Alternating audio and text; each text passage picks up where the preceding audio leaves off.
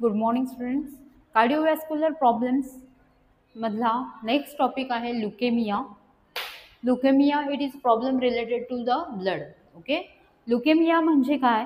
Cancer of blood और bone marrow. Cancer जो ब्लडशी रिलेटेड आहे, बोन मॅरोशी रिलेटेड आहे, त्याला ल्युकेमिया म्हटलं जातं. ठीक आहे. ल्युकेमिया मे बी ॲक्यूट और क्रॉनिक. ही कंडिशन ॲक्यूट सडन होऊ शकते किंवा खूप काळापासून होते पण त्या पर्सनला कळून येत नाही. ठीक आहे. So leukaemia may be chronic और acute. Causes are different causes such as usually genetic changes. काही जेनेटिक चेंजेस झाले during the meiosis mitosis condition.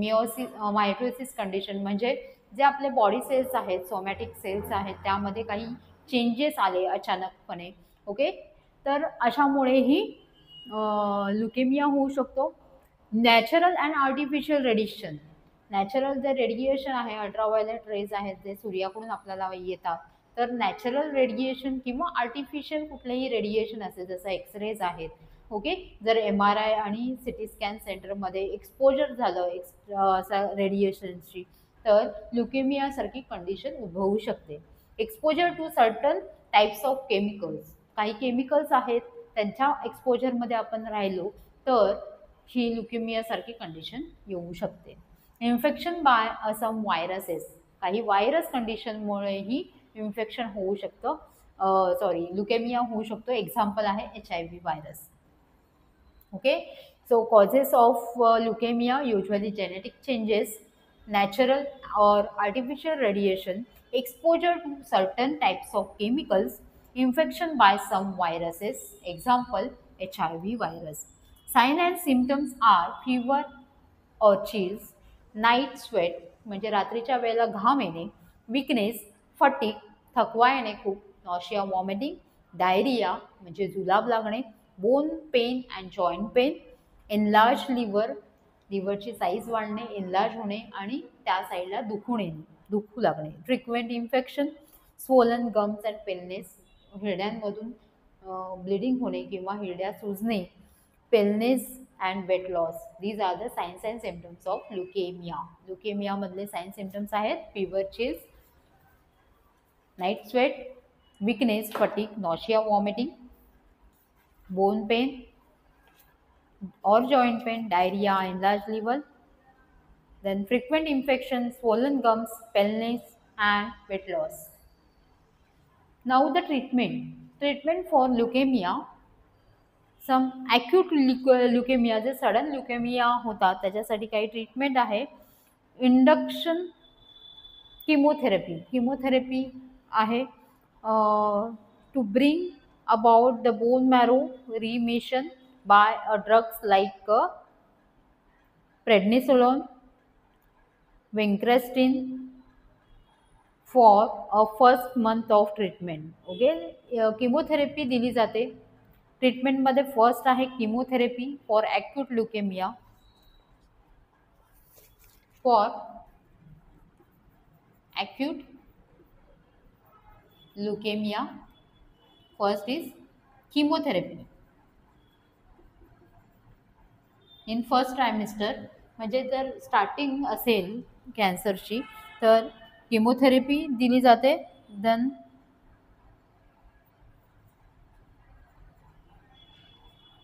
consolidation therapy.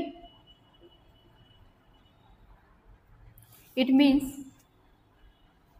eliminate remaining leukemial cells by using anti-metabolic drugs. जे आपल्या शरीरामध्ये ल्युकेमिक cells आहेत त्यांना बाहेर काढून टाकणं with the help of some drugs like anti-metabolic drugs like methotrexate etc. for 1 to 3 months in adult and 4 to 8 months in children. Okay, जे आपल्या शरीरामध्ये ल्युकेमिक सेल्स आहेत त्यांना बाहेर काढणं, त्या थेरपीला कन्सोलिडेशन थेरपी बोललं जातं. Preventing therapy. नेक्स्ट आहे प्रिव्हेंटिंग थेरपी.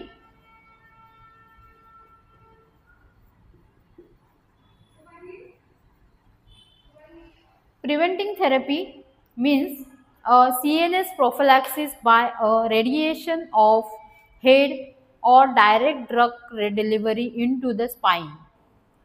जे स्पाइन आहे त्यामध्ये डायरेक्ट ड्रग इंट्रोड्यूस केलं जातं, that is called a prevention therapy. And maintenance therapy to prevent the disease. Maintenance therapy दिली जाते to prevent the disease.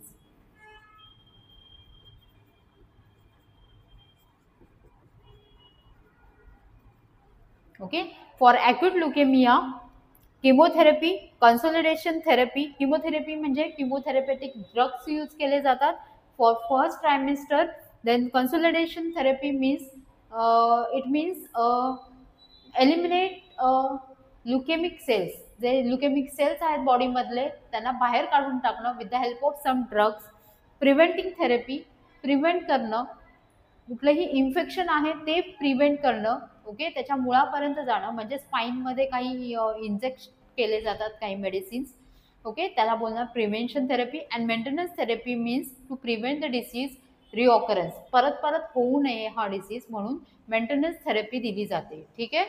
To low dose of chemotherapeutic drugs. Maintenance थेरपीमध्ये परत परत इंट्रोड्यूस होऊ नये आपल्या शरीरामध्ये ल्युकेमिक सेलचं म्हणून मेंटेनन्स थेरपी म्हणजे लो किमोथेरपेटिक ड्रग्स दिले जातात. ओके. सो हे ॲक्यूट ल्युकेमियामध्ये ही ट्रीटमेंट दिली जाते. Then chronic leukaemia.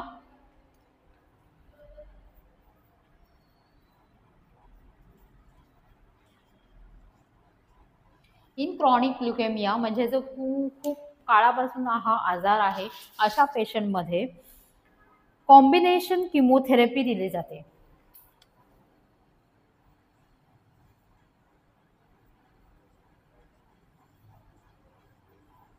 Combination chemotherapy. Okay.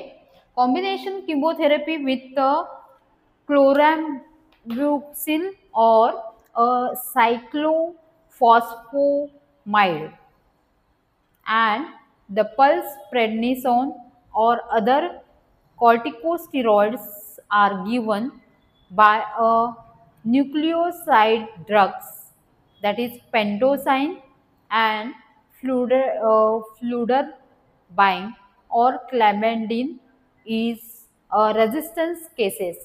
जे परत परत होत आहेत, रजिस्ट झालेत बॉडी ज्यांची, तर अशा केसेसमध्ये हे ड्रग्स वापरले जातात. तुम्हाला एवढ्या ड्रग्सची नावं नाही बाय हार्ट करायचे. ॲटलिस्ट तुम्ही ट्रीटमेंटमध्ये कॉम्बिनेशन किमोथेरपी लिहू शकता. Combination chemotherapy is given for resistance cases and allogenic or autologous bone marrow transplantation is in younger patient. Bone marrow transplantation. Okay.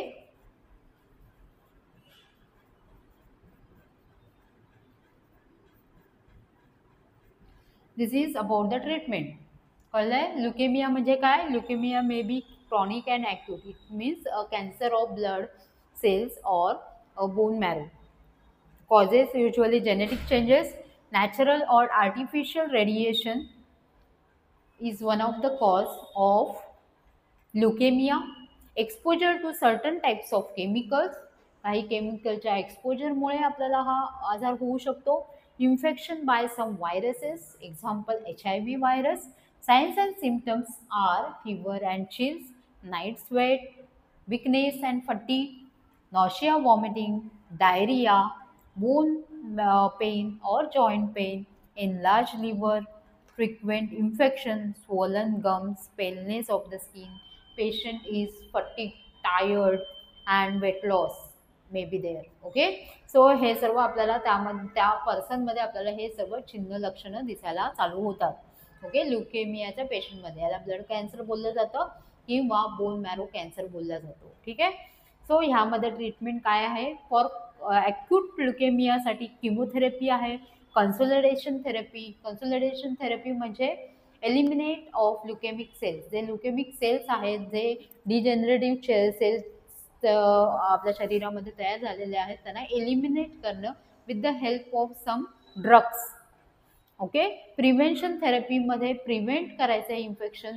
प्रिव्हेन्शनसाठी आपल्याला ड्रग्स द्यायचे आहेत. अँड इन मेंटेनन्स थेरपी परत परत या टाईपचे सेल प्रोड्यूस होऊ नये म्हणून मेंटेनन्स थेरपी दिली जाते with the help of low dose of chemotherapeutic drugs. Okay.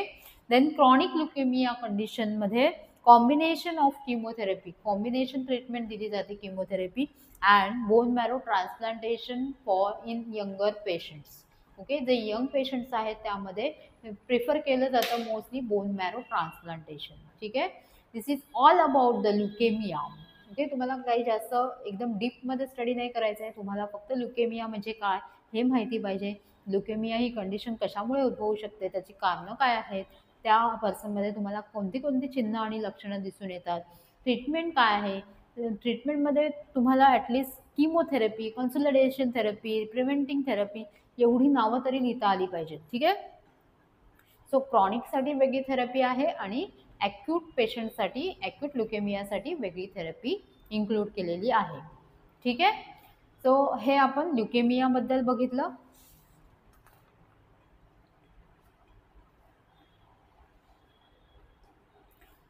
So आजचा टॉपिक आपला इथेच संपतोय.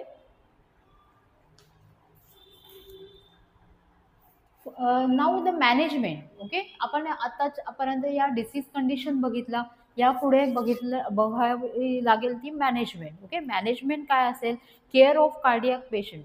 पेशंट या कार्डियक पेशंट, हृदयविकार ज्यांना झाले आहेत अशा पेशंटची कोणती काळजी घ्यावी at home. Room of the patient should be neat and clean. जो पेशंटचा रूम आहे तो नीट अँड क्लीन असला पाहिजे, वेल व्हेंटिलेटेड असला पाहिजे. Give a moral support to the patient. जे कार्डियक पेशंट असतात, ज्यांना हार्ट अटॅक येतो किंवा जे ल्युकेमिक पेशंट आहेत अशा पेशंटमध्ये ते असे पर्सन्स खूप टेन्शनमध्ये असतात. ओके. सो त्यांचं जे मानसिक संतुलन कमी करण्यासाठी, मानसिक संतुलन सांभाळण्यासाठी आपल्याला त्यांना मेंटल मोरल सपोर्ट द्यायचा आहे. Patient should be given a complete bed rest. पेशंटला कम्प्लीट बेड रेस्ट करायची आहे. माइंड डायवर्ट थेरपी द्यायची आहे तशा पेशंटमध्ये. Okay. In case of difficulty in breathing the patient should be seated in a chair or in a bed in upright position. जर patient breathless असेल तर अपराईट पोझिशन म्हणजे फाउलर पोझिशनमध्ये पेशंटला बसवायचं आहे. जर ऑक्सिजन गरजेचा असेल तर ऑक्सिजन थेरपी द्यायची आहे पेशंटला. Patient should be ask to deep breathing exercises. पेशंटला डीप ब्रिदिंग एक्सरसाइजेस शिकवायच्या आहेत. Ask the patient to cough 2 to 3 times and take a deep breath by keeping a tissue paper or on the mouth. Okay. पेशंटला deep breathing exercise शिकवायच्या आहेत आणि त्या कशा करायच्या ते सांगायचं आहे.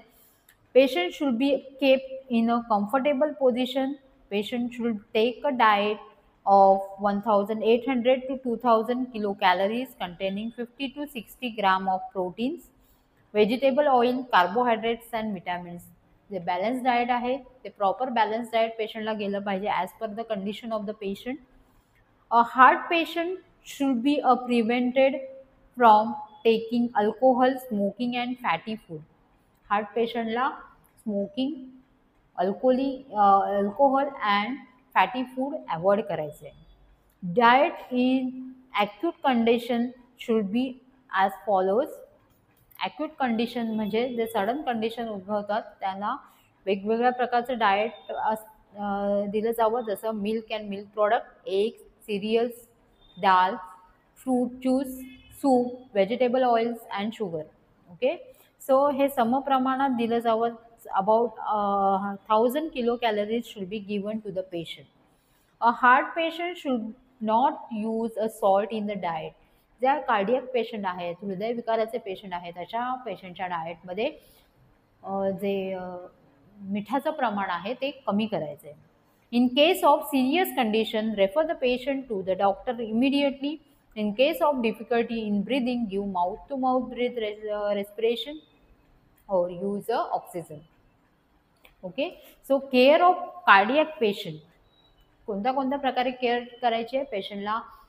पेशंटचा जो रूम आहे तो नीट अँड टायडी असला पाहिजे, वेल व्हेंटिलेटेड असला पाहिजे, पेशंटला कम्फर्टेबल पोझिशनमध्ये झोपवलं पाहिजे. ओके. जर पेशंट ब्रेथलेस असेल, तर रेस्टलेस असेल तर त्याला फाउलर पोझिशन दिली पाहिजे, अपराईट पोझिशन किंवा चेअरमध्ये बसवलं पाहिजे. Patient should be given a complete bed rest and his diet include पुरा जे बॅलन्स डाएट आहे ते इन्क्लूड केलं पाहिजे त्यांच्या न्यूट्रिशनमध्ये. Heart failure patient should not give salt in the diet. Salt diet avoid करायचं आहे. In case of serious condition refer the patient to the hospital. In case of a difficulty in breathing give artificial respiration or oxygen therapy. Role of A&M staff and health workers in the community. जे A&M staff आहे आणि health workers आहे in community, त्यांचा role काय असणार आहे related to heart problem.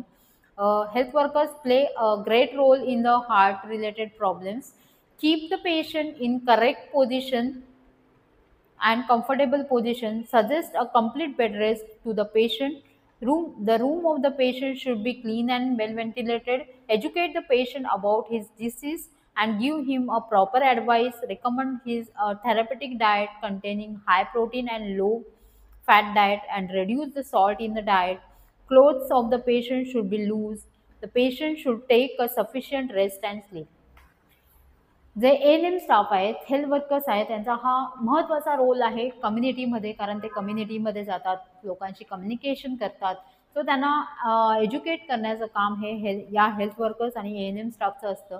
जर एखादा पेशंट त्यांच्या कम्युनिटीमध्ये जर हार्ट डिसीजचा दिसून आला, तर अशा पेशंटला थेरपेटिक डाएट दिलं पाहिजे, त्यांना एक्सरसाइजबद्दल सांगितलं पाहिजे, रेस्ट अँड स्लीपचं महत्त्व सांगितलं पाहिजे.